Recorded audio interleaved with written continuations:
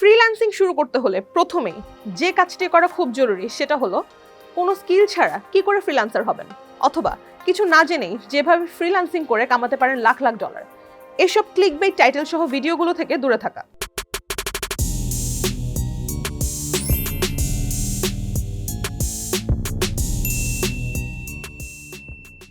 তাহলে কি কি দরকার আসলে ফ্রিল্যান্সিং শুরু করতে, চলুন জেনে নেই। আপনার যদি একটি দক্ষতা থাকে যা অন্যের কাজে লাগবে, তাহলেই আপনি ফ্রিল্যান্সিং এর কথা ভাবতে পারেন। অনেকেই বলে থাকেন নতুন জেনারেশন অনেকেই নাকি জীবন যৌবন খুইয়ে দিচ্ছেন ফ্রিল্যান্সিং এর চক্করে। তাহলে এত সম্ভাবনাময় একটা জায়গা থেকে কেন এত হতাশার কথা? কারণ অনেকেই সেই ক্লিকবেট টাইটেলে বিভ্রান্ত হয়ে নেমে পড়েন তেমন কোনো স্কিল বা দক্ষতা ছাড়াই। দেখা যায় এমন এক কাজে আপনি শুরু করলেন যাতে দরকার পড়ে না দক্ষতার, সুযোগ নেই নিজস্বতা বা সৃজনশীলতা দেখানোর, এবং তেমন অভিজ্ঞতারও প্রয়োজন নেই।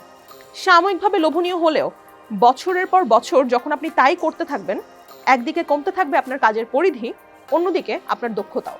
তাই মনোযোগ দিন এমন একটি বিষয়ে দক্ষতা অর্জন করতে যা আপনার ভালো লাগছে, যাতে আরও উন্নতি এবং ভালো করার সুযোগ আছে, এবং সময়ের সঙ্গে সঙ্গে আপনার চাহিদা যেন বাড়তে থাকে।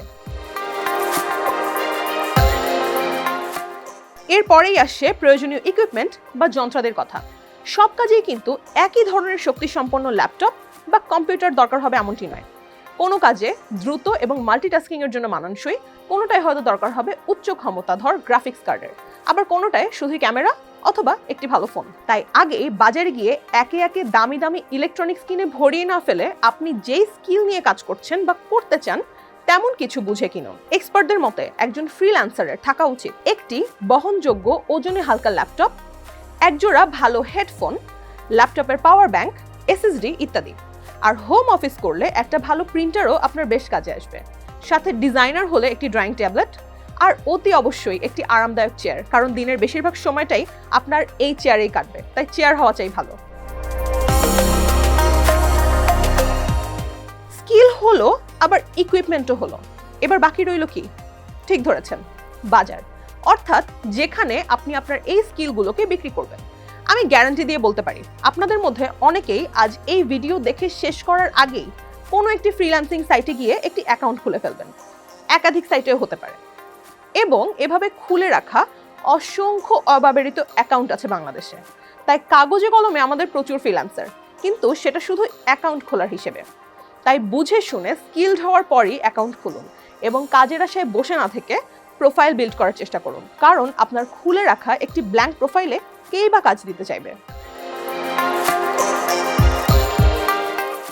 ফ্রিল্যান্সিং না হয় শুরু করলেন, কিন্তু কাজ করে টাকা আদায় করবেন কিভাবে? দেশের ভেতরে হচ্ছে চেক, মোবাইল ব্যাংকিং সহ আছে নানা পদ্ধতি, কিন্তু দেশের বাইরের কাজে ব্যবহার হয় আরো অনেক কিছু। আপনাকে একটি ব্যাংকের অ্যাকাউন্ট থাকতে হবে, জানতে হবে বৈদেশিক মুদ্রা নিরাপদে নিজের অ্যাকাউন্টে নিয়ে আসার পদ্ধতিগুলো। এত কিছুর পরেও কথা থেকেই যায়, ফ্রিল্যান্সিং করে নিয়মিত আয় করা কিন্তু সহজ নয়, বরং বিষয়টি সময় সাপেক্ষ। তাছাড়া এ ধরনের কাজে হতে হবে অত্যন্ত ধৈর্যশীল। এতে থাকে ডেডলাইন পূরণ করার তাগিদ, ডেডলাইনের ভিতরে কাজ জমা দিতে পার করতে হতে পারে অনেক বিনিদ্র রজনী। এমনকি বাইরের কোনো কোম্পানিতে রিমোট ওয়ার্কিং করলে নিয়মিতই রাতে কাজ করতে হবে। আবার এই সেক্টরে নেই সাধারণ চাকরির অনেক সুবিধাই। তাই শুরু করার আগে এই চেকলিস্টটা পূরণ করে দেখুন কটা মেলে। ভিডিওটি ভালো লেগে থাকলে শেয়ার করুন, আর লাইক কমেন্ট করে টিবিএস এর পাশেই থাকুন।